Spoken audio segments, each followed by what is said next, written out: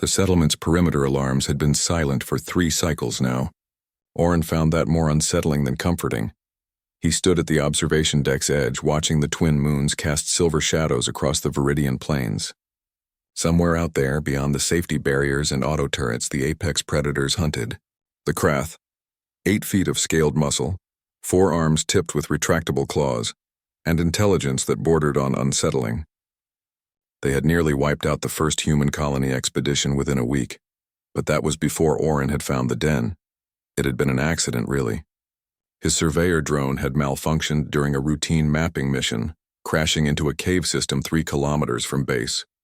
When he'd gone to retrieve it, against protocol, against common sense, he'd found them. 3 cubs, barely old enough to open their eyes, huddled around the crushed remains of their mother. A rock slide. No predator, no human intervention, just cruel chance he should have left them. Command would have told him to leave them. But Oren had looked into those 6 eyes, 2 per cub, glowing faintly in the darkness, and couldn't walk away. That was 47 days ago. Now, the smallest cub, the one Oren privately called Ash for its gray-tinted scales, was curled against his thigh as he worked at the makeshift habitat he'd constructed in the abandoned terraforming station. Zyra, the eldest, watched him with those unsettling, intelligent eyes as he prepared their evening meal.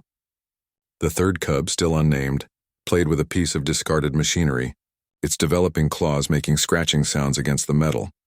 "Easy there," Oren murmured, not really expecting understanding but finding comfort in the sound of his own voice. Zyra's head tilted, that universal gesture of curiosity that transcended species.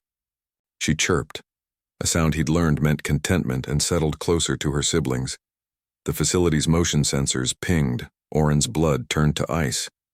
The display showed a heat signature approaching from the east. Large, moving with purpose. A Krath adult. His hand moved instinctively toward the plasma rifle mounted on the wall, but he stopped. The cubs sensed his tension, Zyra rising to her feet with a low growl that was almost comical coming from something barely 3 feet tall. The adult Krath didn't breach the facility's outer wall. It stopped at the perimeter just beyond the weapons range. Oren watched through the security feed as it stood motionless, all 4 arms hanging at its sides. Waiting. Understanding crashed over him like a wave. This wasn't an attack. This was apparent. "Oh God," he whispered. How long had it been searching? How many nights had it tracked its stolen cubs, watching from the darkness while Oren fed them, played with them, taught them to trust a human? Zyra pressed against his leg, sensing his distress. Her small clawed hand, so deadly in potential, so gentle in practice, rested on his knee. The gesture nearly broke him. He had a choice. He could trigger the defenses, kill the creature before it could attack. He could call base, bring a security team with heavy weapons. He could save himself and doom the mother waiting outside, or he could do something incredibly stupid. Oren sealed his helmet, checked his oxygen levels, and opened the inner airlock door. The cubs followed, confused but trusting. When he reached the outer door, his hand hesitated over the release. "If this goes wrong," he said to Zyra. "I want you to know it was worth it," she chirped again, tilting her head. The door opened. The Viridian night air filled his suit's sensors with data he ignored. His entire focus was on the massive Krath standing 50 meters away. Now that he saw it properly, her properly, he corrected, the differences were obvious. Smaller spinal ridge, different scale pattern, female, mother. The cubs exploded forward with excited chirps and calls. Zyra led the charge, her siblings tumbling after her. Oren expected the mother to snatch them up, to flee into the darkness. Expected teeth and claws and violence. Instead, she dropped to all 4 arms, lowering herself to their level. The reunion was tender in a way that made his throat tight. She nuzzled each cub carefully, a deep rumbling purr vibrating through the ground. Then her eyes, all 4 of them, fixed on Oren. He stood frozen as she approached, the cubs dancing around her feet. Every human instinct screamed at him to run, to fight, to do something other than stand there like prey.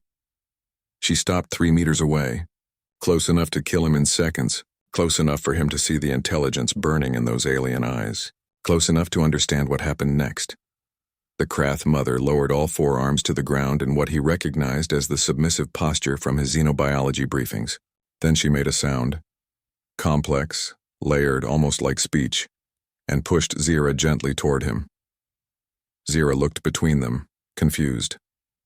Then understanding seemed to dawn and she chirped in what could only be protest, but her mother insisted, touching her head gently to Oren's gloved hand.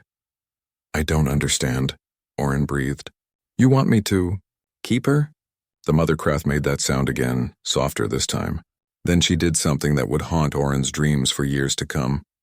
She reached out with one clawed hand and touched his chest plate directly over his heart. The gesture was unmistakable, transcending language and species. Thank you. She gathered her two youngest and melted into the darkness, leaving Zira pressed against Oren's leg, chirping softly. He looked down at the cub, no, not just a cub anymore. A bridge between species, a choice made not from fear or necessity, but from something deeper, trust. Oren knelt beside Zira, and she climbed into his arms like she'd done dozens of times before. Through his helmet's audio pickup, he could hear the mother's call echoing across the plains, and Zira's answering chirp. Not goodbye, something else. Something that sounded like promise. As he carried her back inside, Oren realized the perimeter alarms would probably stay quiet now, not because the Krath had left, but because they understood something the human colonists had missed. Sometimes the most dangerous predators made the best allies. All it took was one human willing to see beyond the claws,